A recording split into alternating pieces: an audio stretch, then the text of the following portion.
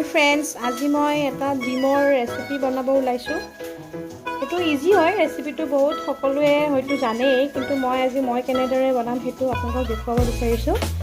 तार कारणे मैं 4टा पियाज काटि लैছোঁ आरु केइफुटामान নহৰু आरु आदा टुकुरा केइटामान मगज मैं 1 घण्टामान आगत তিয়াই थैছিলোঁ आरु 5टा बइल डिम आरु एखिनि मैं केनेदरे बनाइ आছোঁ आपलोকক मैं देखुवाइ जाम।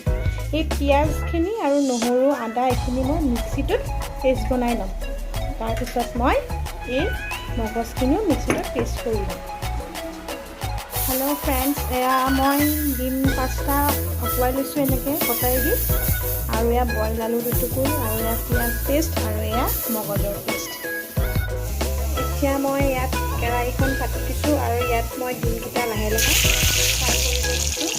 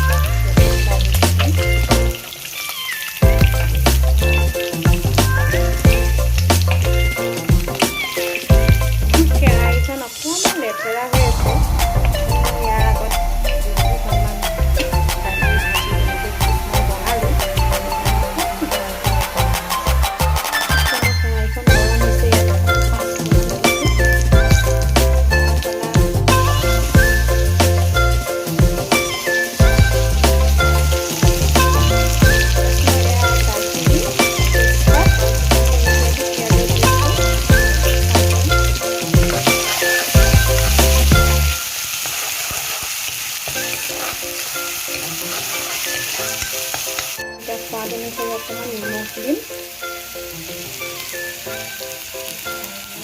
अकमान हालधि गुड़ी दिছোঁ। मैं अपना मसला হোৱালৈকে তেলটো ওলোৱালৈকে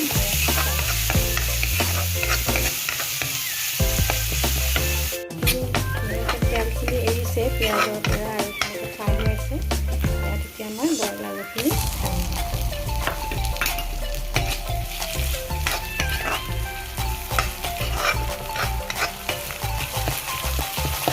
ইয়াৰ লগে লগে মগজৰ পেষ্টখিনি ইয়াত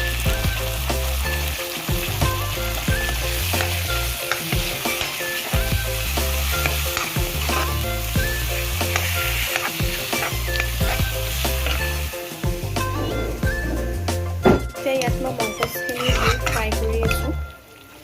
ইয়াত মই অকণমান আধা চামুচ জিৰাৰ গুড়ি দিছোঁ আৰু আধা চামুচ ধনিয়াৰ গুড়ি দিছোঁ। অকণমান লাল মিৰ্চ দিম, এইটো কাশ্মীৰী হয়, ইয়াত জ্বলাটো বেছি নহয়, কিন্তু কালাৰটো ভাল আহে।